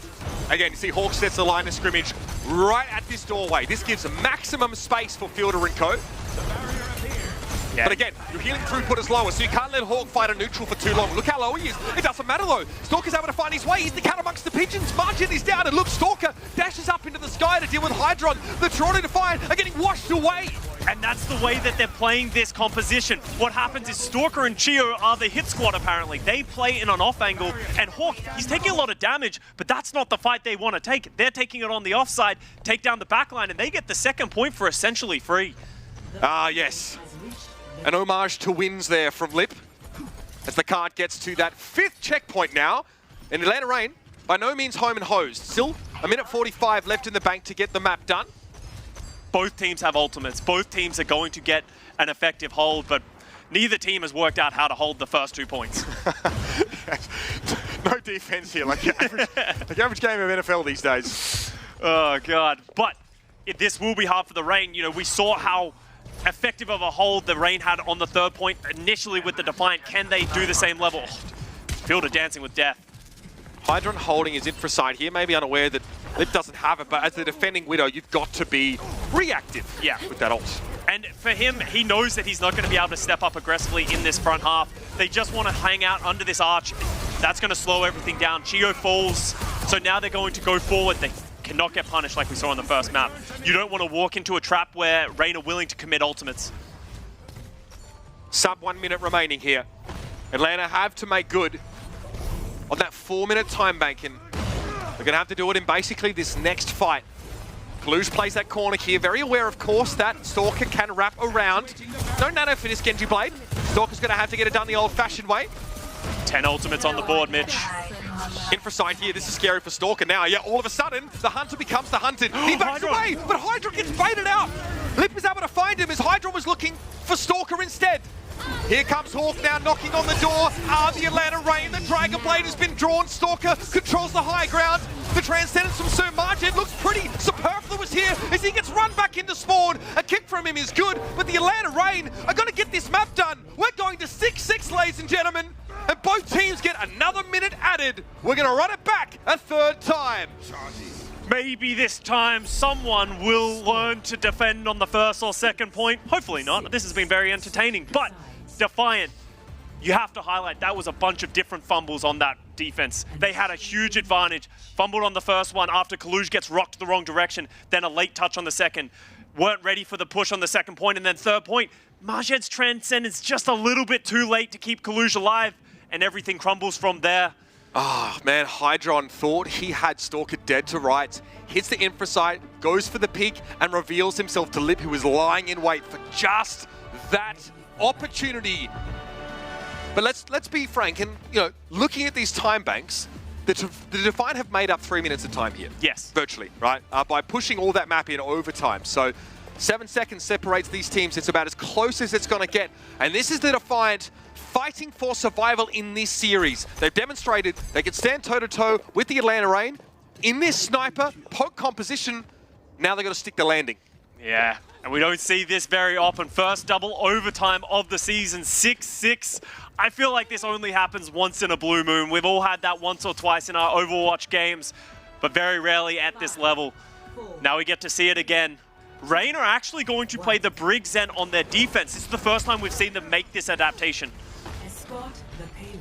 Less durable, yes. Harder for Hawk to stay around in the front line. But realistically, all Lip needs is the one pick. Hydron as the attacking Widow, though, has the... Oh, my goodness. Straight into the foot there. He has the ability to vary his approach to maybe try and come from an unexpected angle. Tell you what, lays Hawk low there, forces the Rainer back around the corner. Stalker's got to be careful. He's going to dash out, but there's... Well, any amount of damage could have taken him out. Taking the first corner, slow setup. How much ground can you really give here, though? Spectra's not going to be able to make that same play onto the statue that he has been because there's a Genji on the field. If he tries to do that, Stalker will match him. Keep an eye on those health bars. It's going to be the real teller of this tale. Going into overtime. Lots of damage coming out. Hawk stepping very aggressive. Stalker follows up. He's forced. Hydron away, very low, but Ultraviolet is able to find Hawk. That lack of healing throughput in the front line. Eventually, the war of attrition is won out by the Toronto Defiant. And now they're trying to stay alive. They don't want to have any more staggers. Now, Atlanta Reign has to answer the same question. Do we try and contest on this first point? They need Hawk back, but he's going to be ambling slowly from spawn. There's no guarantee that he's going to be here in time to contest. Surely you can't give this up. I think they might. Thinking better of it. Don't make the same mistake. This is, as much as it seems, No way. Don't give up the first capture point. If they step into that, lose that fight, they could lose even more. Yeah. Lip knows about where Hydron is standing here. Body shot. Keeps him honest at least. Headshot, Oh, that's there good. it is. Now we have a 5 versus 4 rather. Lip sees the immortality. Oh, they step off! The Toronto Defiant step off the cart. We were in overtime, so they leave that for a second. Round's over. We're taking stock of things here. Getting that checkpoint for the Defiant is huge. Only 1 minute to play with, right? And change. Tough for Hawk there. I mean, you have to wonder now, can you afford to keep pushing this Brig Zen setup here? Hawk can't hang around, and it's scary. I like it more on the attack. They've made it work 2 times. I'm not going to knock it. If it's working, you're not going to break that. Cluj does get rocked off the point, and that's why that did happen. So big play there from Hawk to really open it up. And as you said, in these overtime situations, any amount of time off the point, it's going to fall down very rapidly. So now, maybe that idea from Atlanta Reign to give up that first checkpoint could cost them a lot, because now they're the ones who have to find that opening pick, that opening window, because last time Kaluj made a big mistake of somehow he got rocked in the opposite direction, so his team couldn't help him. I couldn't tell if it was because Hawk walked behind him. The two Sigmas start to cross like ships in the night, right, as they look to harass each other and each other's backlines through that shield. Unclear how that happened, but yeah, it was curtains for Kaluj as soon as he was delivered to the backline of the Atlanta Reign. 6-7. What a scoreline. It's been a great map, so much back and forth, great play across the board, and the Atlanta Reign, if it ain't broke, don't fix it. Stalker on the Genji, Chio Fielder, Brig Zen. So far, it's been Lip who has really opened it up both times on their attack. Can he do it again? Fielder's picks on Zen, though, the very first attack for these guys. I think you got a couple picks that allow the Atlanta Reign to advance, but Stalker actually will be the first casualty. This is unlikely to slow the Reign down too much. They don't really have the buffer to give up the objective. Defiant don't want to step up down this corridor because all of a sudden you're the ones opening yourselves up to scrutiny and snipes. So they will still give it up, and as you said, doesn't result in much. Hydron saw Lip there. He knows where he is. He wants it. Tries to line him up. No target there. Cops are pasting from some of those orbs as he drops back down. Kaluj is here with the Discord orb right now. That's a scary prospect. Spectre is facing off on Stalker with this statue. Both have orbs. What a 1v1. So important. Stalker's dead. Oh my! That might end it here. Spectre's found Stalker, and now the player advantage. You don't ability being able to send your Genji forward, and the Atlanta Reign have to do it with 4, Scott. This is getting dicey now. Defiant, they want to push the objective, but they don't want to step into the crosshairs of Lip, that's why. Okay, Spectre traded back now, the 4 versus 4. There'll be respawn coming in from Stalker now as Kaluj is hit by the accretion. The card slowly back on the move here. The Defiant, if they lose this fight, if they lose players too close to the objective, they won't have time to get back. Kaluj gets rocked. Accretion for Kaluj, Hydron though, key kill. Chio's down, but they're able to trade it back now. These two teams going blow for blow, but the Atlanta Reign are on the precipice of taking the map in series here. They only have Zenyatta heals right now, Mitch low healing. Stalker's going after Spectre again. Can he finish the kill? Spectre tries to return to his team, but he's hit with the Discord Orbits. Marjet though, finding Hawk. This is huge. The fulcrum for the Atlanta Reign's been taken out of the picture now, and oh, they can't get there. The Toronto Defiant, oh boy, they keep the series alive. They give us maximum Overwatch. And look, they're pleased to even still be in it. And Scott, you can hardly blame them. Those are the nail biters, the reasons we love to watch and play Overwatch. It's going back and forth, ultimates, big plays across the board. And honestly, for me, the standout of that map, there were a lot, but it has to be Spectre on the Sojourn. Yeah, I mean, he was an absolute pillar for the Toronto Defiant. Saw him playing close to that statue, winning out, of course, against Stalker there on that Genji, giving his team a real shot at it. It was dicey, though. A lot of back and forth trades. Hawk, it's got to be frustrated. He plays hard all map long with far less healing resources, just, you know, in terms of throughput, than Kaluj. And still, they pull up short. A couple moments here from all of your hit scan players. Fun to get a Circuit Royale thrown in here to see, I guess, the style of play mixed up in this series. But make no mistake, we're going to be headed back to some good old-fashioned dive after this. Oh, and that's where Atlanta Reign want to be back, because that's really where they found their strength, even in the mid-season madness. I feel for Hawk. Every time he comes in, that's always the map that they lose. That doesn't mean it's his fault. It's just the team isn't as strong, and they can be matched by the likes of a team like Toronto Defiant, because this is really the Defiant strength. Hydron can play that hit scan. Marjet's able to come off the bench to play the double flex support. Kaluj will say he's one of the best Sigmas in the world. So that's where Defiant really go and prove. You add Spectre into that mix as well. It's scary. Can't take it away from them. Winning that, getting the map done in overtime, that is no mean feat. That's what gives them a real shot at this. I mean, that kill that was just about to happen on Spectre, or rather by Spectre, was huge. Esperanza comes up next, everybody. That's your 4th map on deck. There's a good chance we head back to dive or rush here. So, stand up, check yourself out. We'll be back after the break.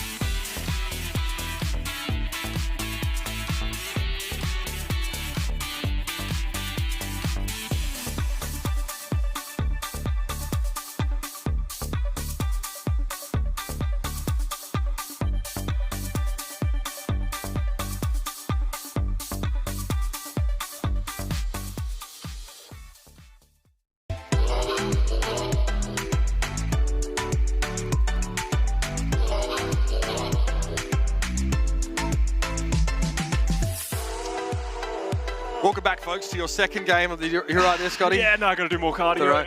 It's a tough day on the tools, isn't it, mate? Tell you what, I don't know how often we would see a record like that set. It's not a record, but the third fastest, I think, completion time for an attacking team on Circuit Royale who doesn't go on to win the map. I think that is the big asterisk on that particular stat.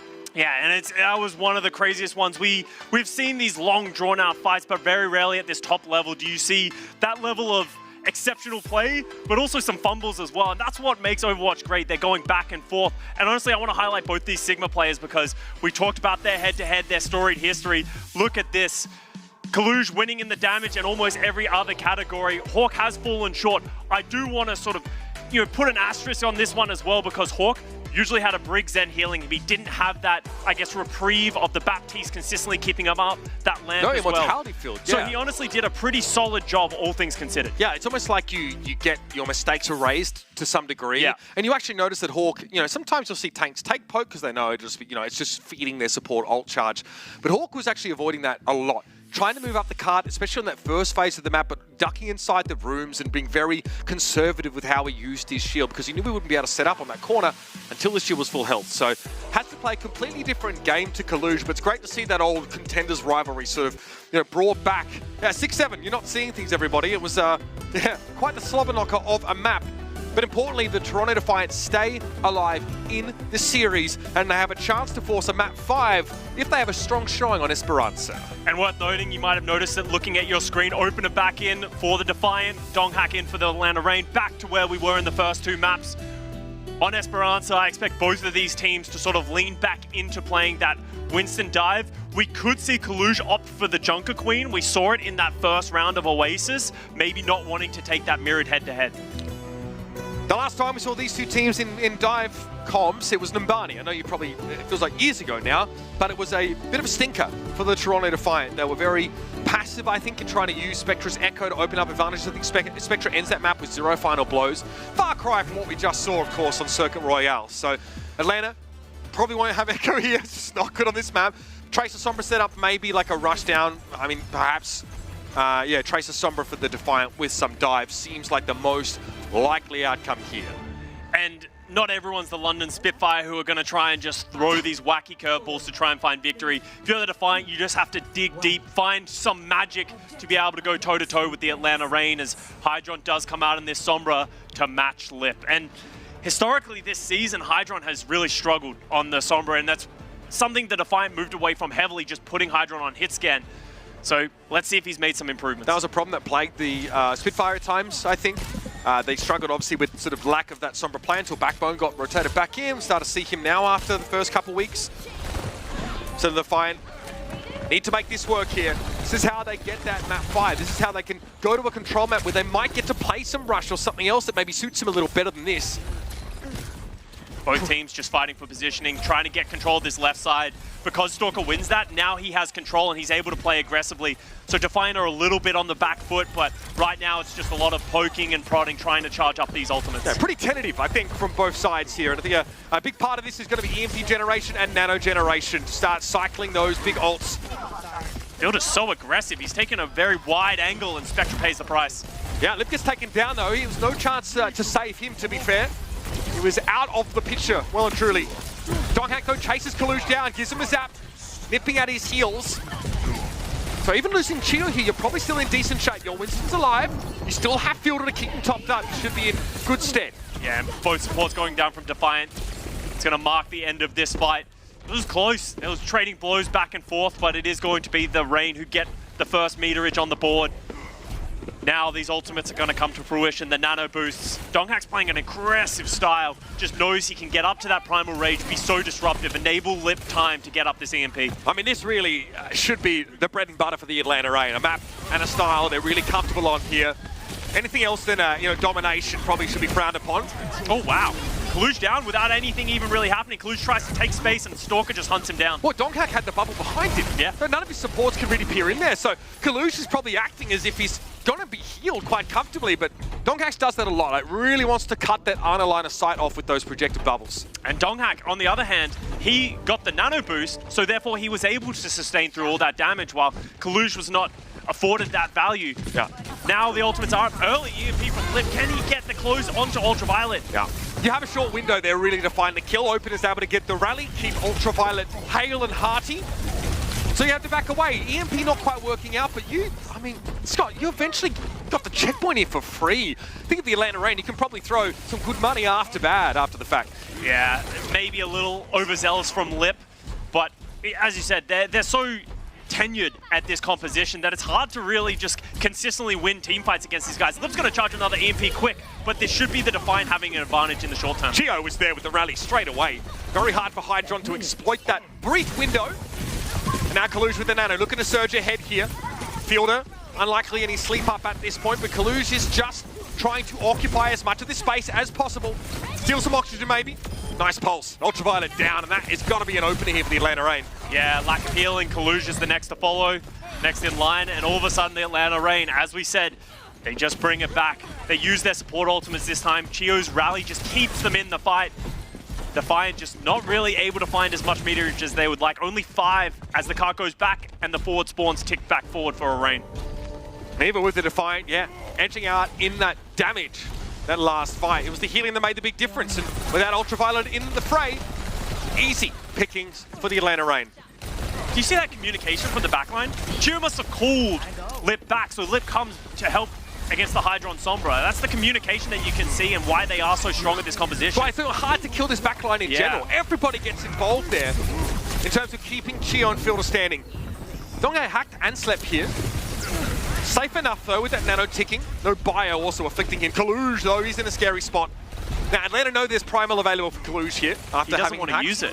He wants to hold on to it. He won't get to use it then, Scott. That's the way it goes. Hit by the EMP, the body grenade comes straight on in and flattens the Winston.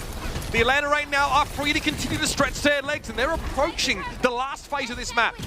And you could see Kaluge just tossing with the idea of like, do I use it? I'm not going to be able to find value. They're just going to disengage, and eventually the hammer comes down at the EMP from Lip.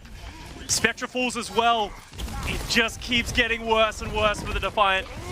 Now, staggering out those kills. Kaluge trying to, I guess, regain that high ground position, but Donghak baited him into it, then heads to the back line, so now there's a lot of space for Atlanta. They've got all the room to breathe because Kaluge was the one that had to respond to peel for the dive that Donghak started. Stalker recall here after the bio came in. Nano for Kaluge, and he does very little with it. He knows Donghak is lurking, but his opponent has Primal. They use the Nano and the Primal at the exact same time, just out of sync. So therefore they lose both of those ultimates, and Kaluge doesn't find anything with it. Such a big mistake. Hydron now has the EMP. Can he find a way in? Donghak got a bubble down just in time. Okay. Oh, there's the shield pass from Chigo, and Hydron throws his head back in frustration. You had a decent EMP, you thought you had an opportunity. Donghak, whether it was on purpose or just dumb luck, had a bubble in place in time and ultimately cannot be dragged off his horse. And the weaknesses of Defiant at this composition are really starting to show their ugly head. Just not in sync, ultimate usage just isn't there, and Atlanta Reign is just punishing them at every corner. Fielder here, just jockeying back a little bit now as we saw a disengage from Donghak. Lip is hunting. How far back Ultraviolet is. Now, opener, looks like he was struck by that EMP, but he was too far back, I think, for Donghak to have reached there, so won't do too much outside of strike Fear of God into the Defiant. Or Fear of Lip, really depends on team you support. Same thing. As you can see, Fielder does have the nano boost, but the Atlanta Reign, they don't need to be the ones to do anything. They can play reactor, they have such a big lead. Oh my goodness, Donghak. Oh, it's nasty. Straight up the nose of opener there as a bionic grenade connected with Ultraviolet and Kaluge respectively. Donghak now will set up residence here. He's signed the lease and he's here to stay. Yeah, and you can see Hydron's trying to find a route around. Lip says hi, sends his regards, and this is just getting messy. Who sends their regards, Lip or the family? Because this is an absolute hit job being put out on the Defiant right now. And they're holding the spawn door. Defiant are going to have to rush their way through the cart to just slow it down that little bit. High ground for Donghak. Kaluge gets the nano again. This time, he can't layer his ultimate with the nano because he doesn't have it up. Instant whip, no value. Everyone just disengages from the rain, and then all of a sudden, Kalush, he's afforded nothing with that ultimate. He carves out a staging ground, right? And that's why Spectre is able to play up sort of where he is and start to encroach towards a flanking spot. Liv there maybe losing his translocator in the midst of the fighting here, and Kalush sees an opportunity to go forward, but he's put to sleep straight away. In the meantime, Stalker's found his way in, gets rid of Hydron. Fielder and Chio being down, though, Spectre really had to go sicko mode to keep the Defiant alive. And I think they really needed that. If that pulse bomb didn't hit Fielder, I wouldn't have been surprised to see Chio pop that rally. And then that would have been a hard fight for the Defiant to clear without using more ultimates of their own.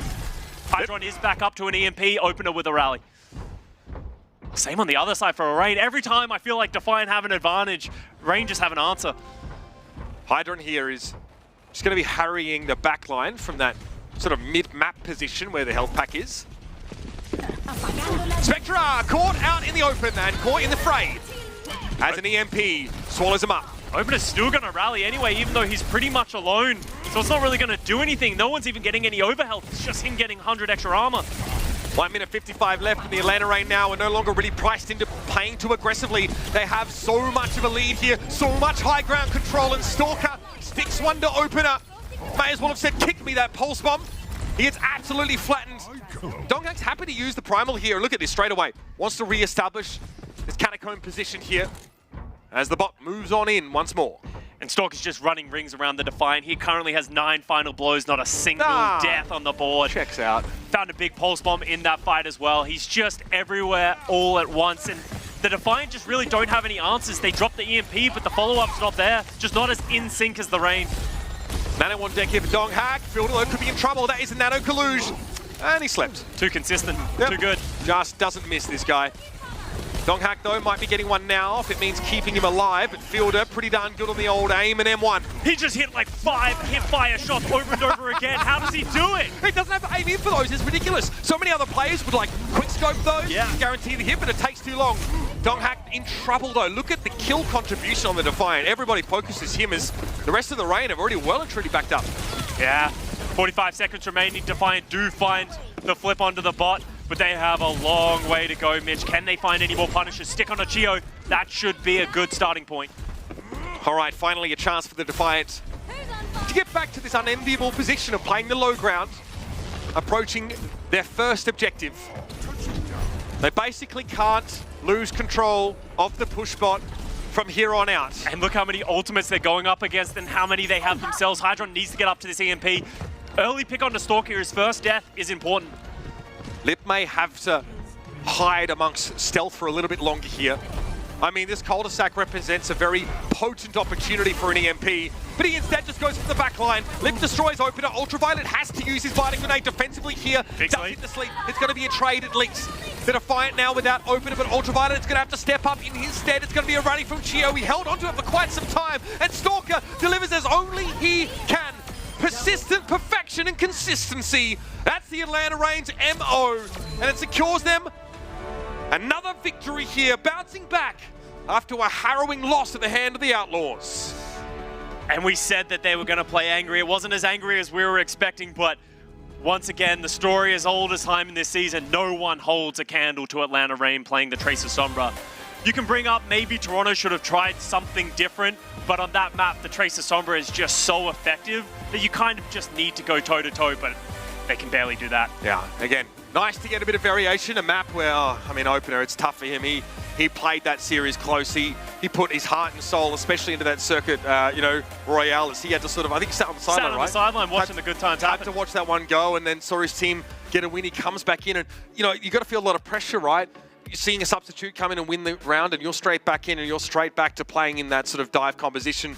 The Atlanta Reign is the kind of team that's going to do that to you as a player. They're frustrating to play against. You've got to be absolutely picture perfect. And today, the Defiant fell short of that benchmark, it's safe to say. Let's talk about player of the match here, Scotty. Easy one, right? There's so many options, honestly, but Stalker, he's gotten it so many times this year, but he absolutely deserves it. His Tracer is world-class. He has the ability to play so many different heroes. Even on that Circuit Royale, he was coming up clutch with them time and time again, playing a Genji of all things, just applying that threat and pressure. And, I think his biggest value was shown on that Esperanza. Like, he was just never falling, always around consistency with the pulse bombs. and Defiant just couldn't respond, which is saying a lot considering Spectra's on that team. Yeah. Yeah, I thought that the Genji play was interesting and how it interacted with the backline that the Reign had. It looked like he was being sort of invested in a fair bit, to be fair, with like Harmony Orbs and those heal packs here. But we got to really see the Atlanta Reign. I think this is a team that is able to bounce back. And like you said, it might actually be a positive for them to lose a relatively meaningless regular season match, right? In order to have them re-establish their sights on that post-season success. Here's Stalker for the match, and this is his Tracer stats, less than 2 deaths per 10, almost 10 final blows per 10. And he's just everywhere, putting out all the damage, putting out all the final blows.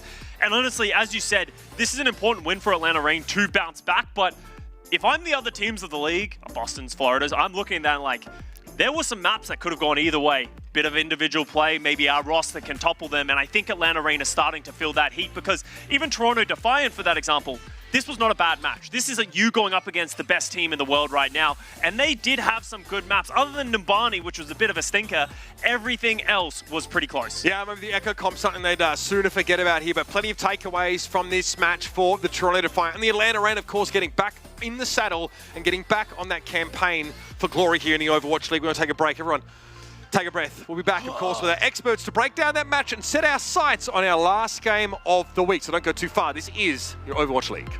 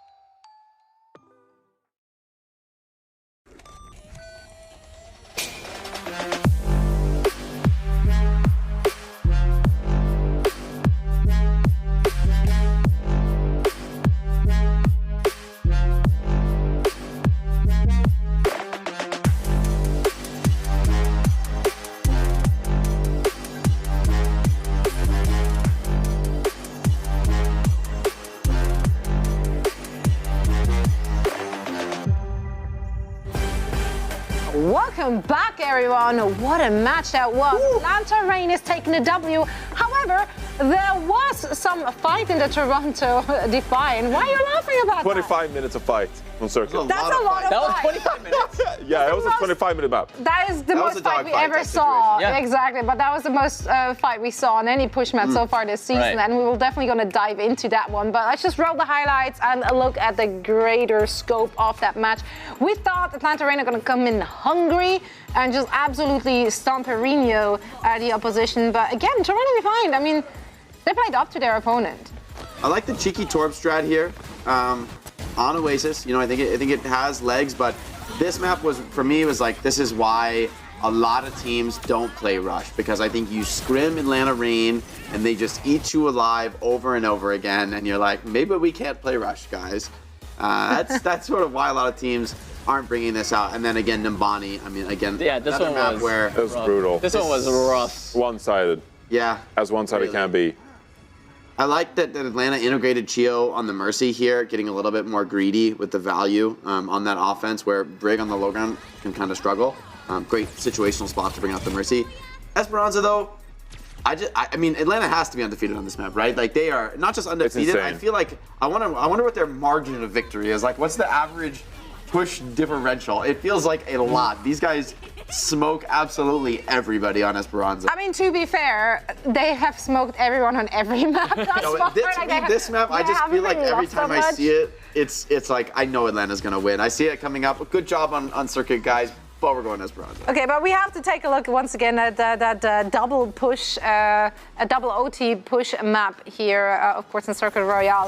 What a great fight the Toronto Defiant put up there, and it really came down to the very last few fights. Was it 7-6? 7-6, I felt like unheard of. this map was like longer than the rest of the series combined. It almost felt like it was so crazy long. It went back and forth. The teams couldn't believe it themselves. They were just like, wow. Imagine like, wow, Big going 6-6. places. I feel for Hawk though. I think Costa mentioned that already in his cast. Yeah. Of course, he's being subbed in. Yeah. They lost him out, but it is not his fault. Also, Kalush got to feel pretty good about him as the self-dubbed best Sigma in the league. yeah. He's showing us why though. They Yeah. work so well around him. I mean, this is what Toronto Defiant have been craving like this entire year, right? Because Kalush is a fantastic Sigma player. So when they go over to Circuit Royale, this map caters to those Sigma compositions, whereas you're forced to play Winston on other maps, right?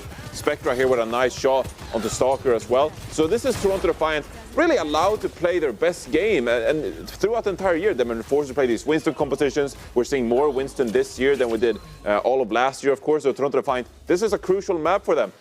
Costa's exhausted after that one. Wow.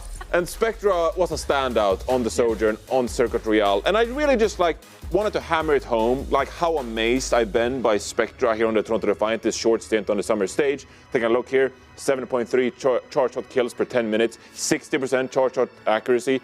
This guy's an absolute beast, and the fact that he can compete with the Atlanta Reign on Sojourn, on Echo, bring out the Tracer. Jake doesn't like the May as much, but I'm just amazed by Spectra's ability to compete with the top teams in this league, and he's just been in the league for like a month. So. Yeah, I think his Echo in the dive mirrors on Oasis, that was the one time where it felt like Toronto can go head-to-head with Atlanta on a dive comp, right? It's not this like completely different meta. It's really just putting a lot of emphasis on Spectra's Echo, and they were punishing Donghak. Like, that was a competitive map, but Atlanta just a little too strong overall. There's just such a well-rounded unit. When it comes to like the Winston Tracer Sombra dive, it's just... But you still, if you are the Toronto Defiant, there's a lot of bright spots there and a lot to feel good about, as you just highlighted Spectra. I mean, being able to actually push the Atlanta Reign, a team of such star player caliber, to be able to do that after just 1 month in the league, that is no small feat. So they should be very proud of themselves, and I am very excited to see more of that team. However, Danny, we're not ready for a winner interview with the Atlanta Reign. I believe you have Lip on the line.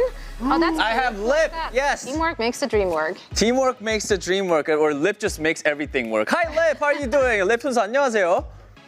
안녕하세요. All right, so I gotta talk about this. I know it's not something very happy, but you guys did suffer your very first loss against the Houston Outlaws yesterday. I'm curious to know, how did the team take that loss, and also like the conversations afterwards. Like, what did you guys talk about after having your first loss? 자, 일단 죄송하지만 어제 경기에 대해서 살짝은 좀 얘기를 해야 될 것 같아요, 립 선수. 일단 어제 처음으로 패배를 겪으시게 되셨는데 일단 그 패배를 좀 팀원들은 좀 어떻게 받아들이셨고. 또 이제 어떤 얘기가 오갔나요? 끝나고 나서. 일단 어제 있던 패배를 좀 힘들게 받은 선수들도 있고 아니면 좀 훌훌 털어버리는 선수들도 있었고 어제는 그냥 약간 저희의 실수가 좀 더 다른 경기인 날들보다 좀 더 많이 나와서 좀 진 것 같아서 그냥 팀원들끼리는 서로 그냥 언럭키라고 이야기하고 끝났습니다.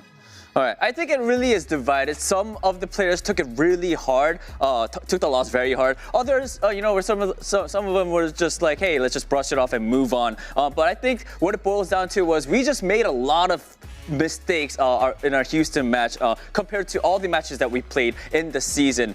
So, I think it just really boiled down to that, and I think it just really depended on the players themselves. But I mean, you guys, after that loss, you guys sort of came back strong against the Toronto Defiant today, getting the win against them. Do you feel like the loss against Houston yesterday sort of affected your gameplay today as well, whether it was positive or negative? 자, 방금 뭐 어떤 선수들은 그걸 좀 이렇게 힘들게 받아들인 선수들도 있고 그냥 얼럭키라고 하는 사람들도 있다고 하셨지만은 오늘 경기에 들어오면서 어제 패배가 좀 어떻게든 영향을 좀 미쳤다고 생각하시나요? 이게 뭐 좋은 쪽으로든 아니면 뭐 나쁜 쪽으로든 이렇게 영향을 좀 미쳤다고 생각하시나요? 다른 선수는 모르겠는데 저는 일단 뭐 사람이니까 이제 질 수도 있다 생각하고 그냥 1패 여기서 먼저 하고 그냥 앞으로 남은 정규 시즌이나 뭐 플레이오프 안 지면 된다는 마인드를 더 깊게 가지고 그냥 대회에 임했던 것 같아요, 오늘은. Alright, I can't really speak for the other players, but for me, I'm human as well. So of course there are going to be mistakes. There are times that we do lose, but I just thought that it would be better to just get this loss out of the way, focus on the future, and just not lose any more games, whether it was the rest of the regular season or in the playoffs as well. Alright, that's all the questions that I have for you, Lib, and congratulations on getting the win. 오늘 승리 축하드리면서 또 인터뷰해 주신 거 감사드리면서 보내드리도록 하겠습니다. 감사합니다. 감사합니다. Thank you to Lip. He is human after all. I don't quite believe it though. No, he's not. just been such a beast, honestly. He's not human. As scary as ever. Yeah. But still the MVP frontrunner. Actually. I really feel like he's going to be a key figure inside that team. I think he didn't want to out anybody, like who took the loss hard, who was seeing it as a mistake. But I think Lip's the type of guy to just stay calm in any situation, and I think that's a huge asset to his team. To have a player not only like one of the best in the world on everything they touch, but also an emotional rock, someone who's going to stay calm. Yeah, okay, we lost circuit, whatever. Like, let's go next map and crush them, and like that's the type of energy that makes Atlanta so hard to beat. Yeah. You don't really build momentum against them. You have to earn every single map. Yeah. I mean, it must have been brutal for Dongak. That was his first ever Overwatch League loss. One loss. After going 13-0. That can be rattling if you're just so used to winning. I'm kidding, of course. I'm kidding, of course. I don't know. If we want to